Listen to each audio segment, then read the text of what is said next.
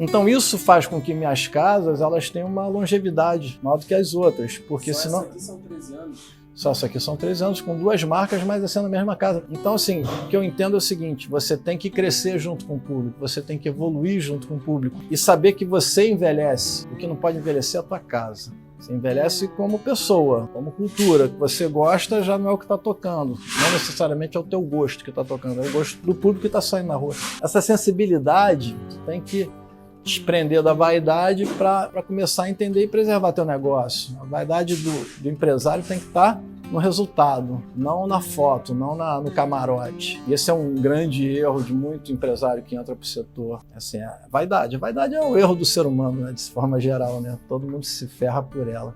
Mas, voltando aqui, na pandemia, a gente saiu disso aqui e a gente deu um gás nesse negócio de atração, de pagode e tudo. Tem uma casa que vira uma boate eletrônica fim de semana em arrendamento. Aqui você tem o show aqui com ingresso, com comida e bebida, com a IB que a gente chama de bebida. Você tem arrendamento em cima e tem eventos. Então você tem vários negócios dentro de um só. E com esse projeto de longa vida que a gente dá. A gente funciona de segunda a segunda, 4 meses do ano, assim, o verão. E fora da temporada a gente funciona de terça a domingo. Sempre com um show diferente, sempre uma pegada diferente, mas sempre na temática do pagode. E vai alternando as bandas, né? A gente procura botar bandas ou músicos de mais renome no meio da semana, que seria um dia fraco, justamente para forçar a pessoa a sair de casa, porque tem uma atração melhor, com um preço mais em conta do que ela vai ver no fim de semana, num lugar mais intimista. E no fim de semana a pessoa vai sair para se divertir, é o roteiro dela, você vai ter bandas de menos expressão, mas que vão entregar também um resultado maravilhoso. A casa com ambiente ótimo. Então, com isso a gente consegue manter uma média quase que linear nos faturamentos da casa. Mas isso é muita estrada, é muito know-how, muita sensibilidade que a gente foi adquirindo, né? Com a Melt, com o Skipper lá atrás. O Skipper foi uma escola para mim, de gestão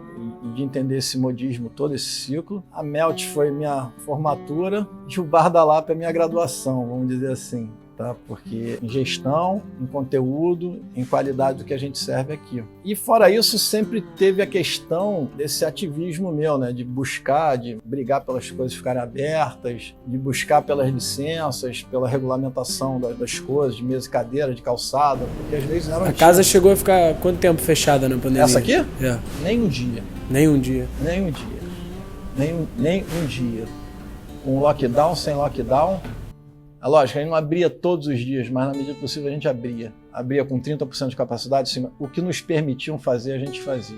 E na hora que deram um lockdown vertical de fechar a escada às 5 horas, a gente foi, e eu falo isso aqui sem medo. Eu não tenho vergonha disso, não, tenho orgulho de falar isso. E a gente foi resiliente, a gente foi guerreiro, muita gente acompanhou o nosso movimento, a gente brigou mesmo, brigamos, nunca concordamos com a política de lockdown, nunca concordamos com a política de que economia a gente vê depois, a economia a gente está vendo agora, a inflação, o caos que está, o desemprego, estão jogando a culpa num político só, mas a culpa é de todo mundo que compactou com isso, tá?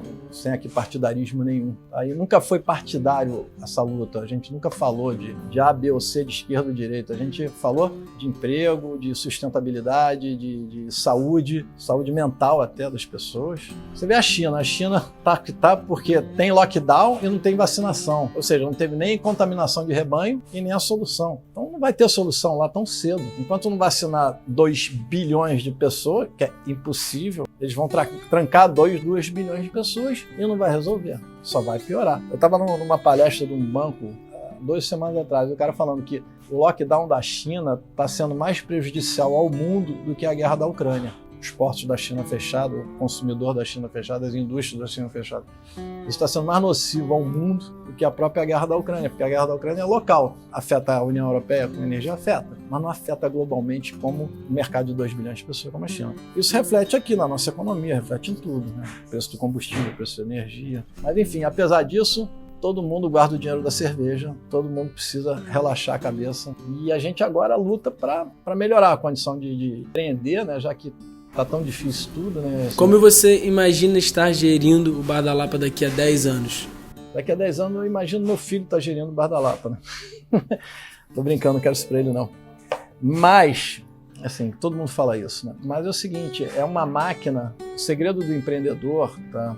É fazer negócios que se sustentem. É aquela coisa, quando o cara tem o bar do Zé, o bar do Antônio, o bar do João, se o João for embora, se o Zé for embora, se o Antônio for embora, o bar morre. porque ele não está lá, não funciona do jeito dele. Acho que você tem que ter modelos de gestão, isso através de tecnologia, através de sistemas, através de processos, para que você chegue. Hoje, se chegar um investidor aqui e quiser comprar o Bar da Lapa, você tem uma apresentação financeira saudável, você tem um DRE saudável, você tem um histórico saudável, você vai dar uma chave para o cara e o cara vai continuar com os mesmos processos e o Bar da Lapa vai...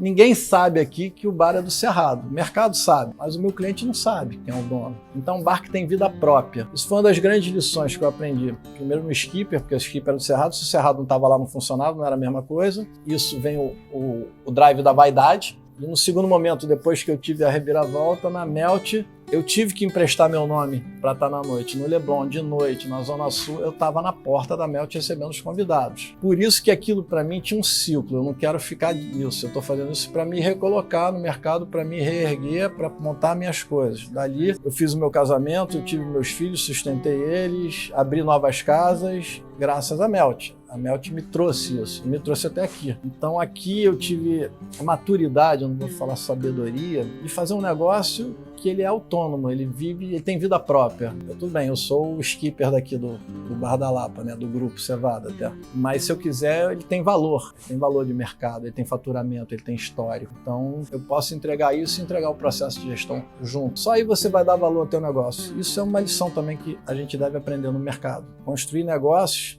que não dependam de pessoas, dependam de gestão, dependam de processos. Você substitui um gerente e põe outro. Você substitui um cozinheiro e põe outro. Porque tem processos a serem seguidos. E criar um processo também de diferenciação na mão de obra é o seguinte, está sempre motivando ele a crescer, a aprender mais. Não pode ser apegado ao cargo, porque senão ele vai nascer garçom e vai morrer garçom.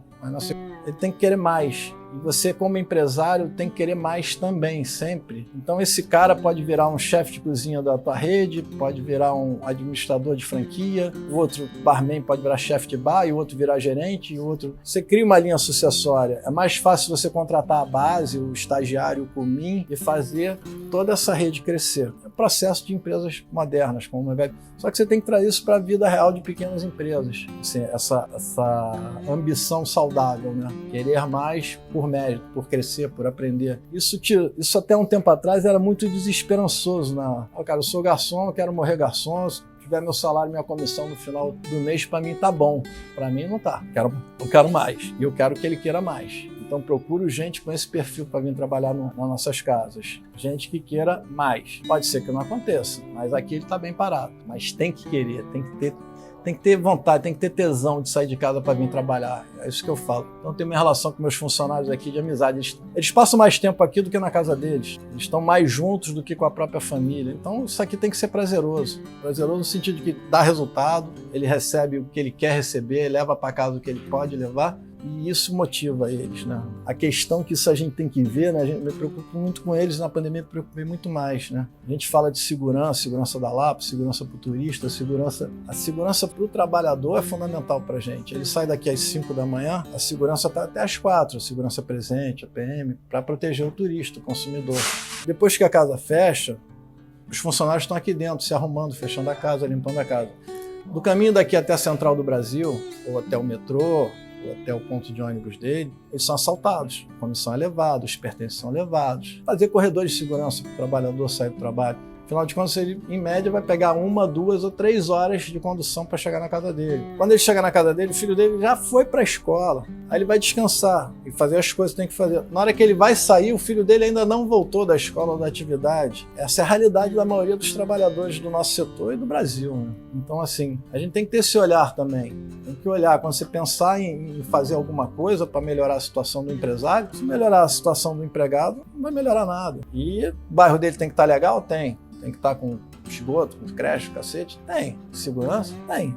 Mas se a empresa dele não estiver legal, ele não vai ter dinheiro para levar para casa. Então, e o político vai lá consertar a rua dele só de 4 em 4 anos, quando era obrigação consertar sempre. Essas coisas a gente briga, cansa de falar, cansa de pedir. Na verdade, a gente já cansou de pedir, né? Então, esse movimento aí que a gente fez, do Livres, dos movimentos dos restaurantes, foi assim, um grito de basta.